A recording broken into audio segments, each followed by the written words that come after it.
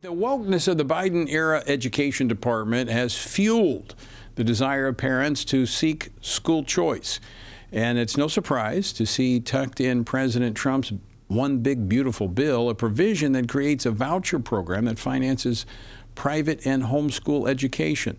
How exactly would it work? Well, here to discuss this, Congressman Kevin Kiley, who serves on the House Education Workforce Committee, where he is chairman of the subcommittee on early childhood, elementary, and secondary education. He represents the 3rd Congressional District of California. Congressman Kiley, welcome back to Washington Watch. Thanks for joining us. Of course. Thanks for having me. So this is something you've actually been championing. You want to see the expansion of charter schools as well.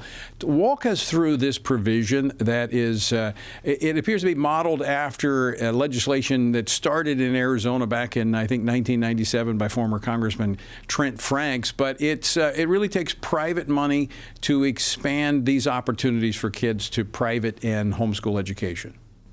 That's correct. Exactly. So this is based on a bill that I sponsored called the ECCA, Educational Choice for Children Act. And the idea here is to catalyze a school choice revolution across the country and bring school choice even to states like mine, California, that have done everything they possibly can to restrict it. So the bill, and as you mentioned, this is now part of the Big Beautiful Bill, or H.R. 1, which has passed the House now, and we expect to be signed into law before too long. What it does is it establishes a tax credit for donations to scholarship granting organizations. It's 100% tax credit. And so then these scholarship granting organizations will use those funds to provide scholarships for students to attend a private school of their choice. It funds those credits up to the level of $5 billion that they can be claimed across the country.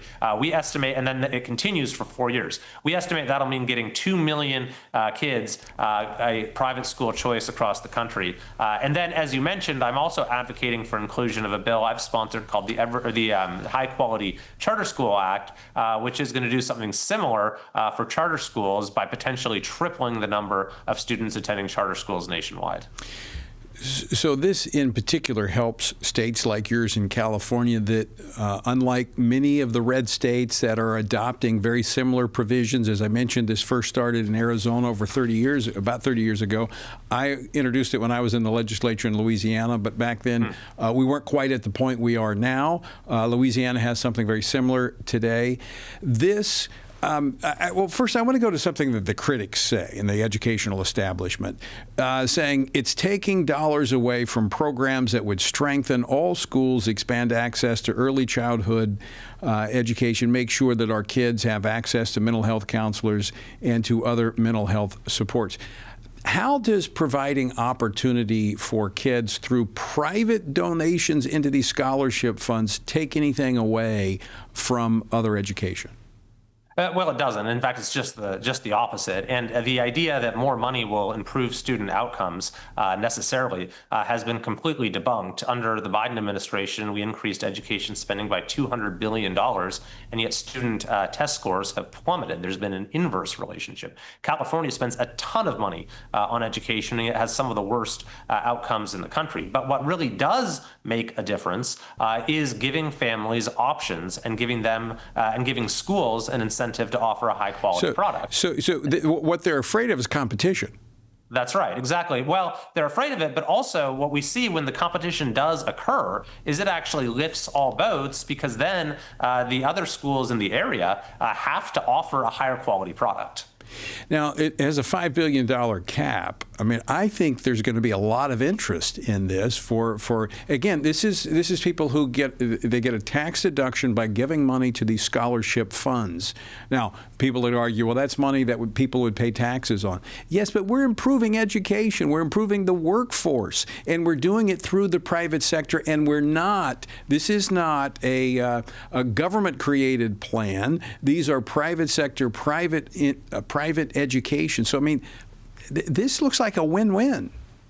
Oh, absolutely. And, when a child is being educated at a private school, then that's no longer a cost to the public school system either. So, at the end of the day, what we're doing is we're allowing parents and families to have a greater amount of control over how their share of education spending is used. And it does it in a way that actually will have broad system-wide effects in terms of improving the quality of education for everyone. And will this not, correct me if I'm wrong, but as we go into states where we have failing education systems and we have students that their parents don't have the resources, this opens the door for them.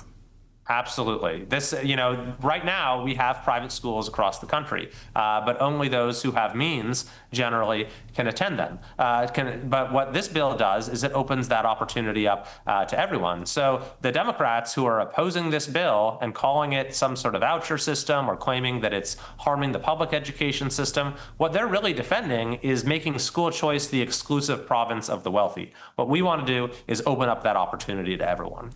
All right, so walk us through the legislative process. What are you hearing from members of the Senate? Is this a provision? I know they've been kind of going through like a cafeteria line saying, I like this, I don't like this. What are they saying about this provision?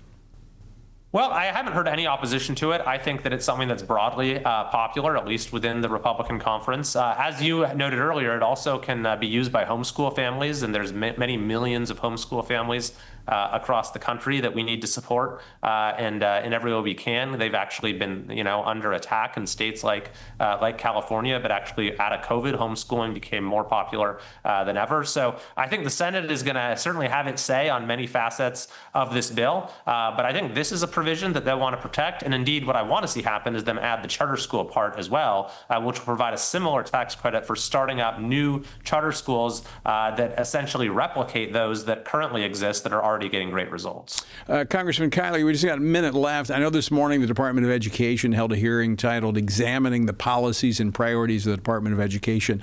What was the top takeaway from the meeting?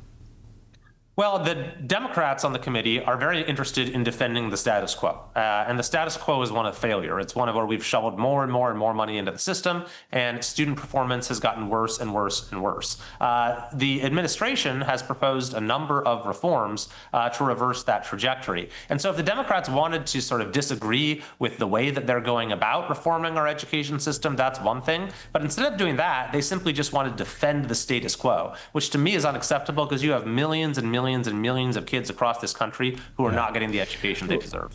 If we keep defending the status quo, we're going to keep getting the same results. It is time to change things. Congressman Kiley, thanks so much for joining us. Always appreciate listening to you. Of course. Thanks for having me.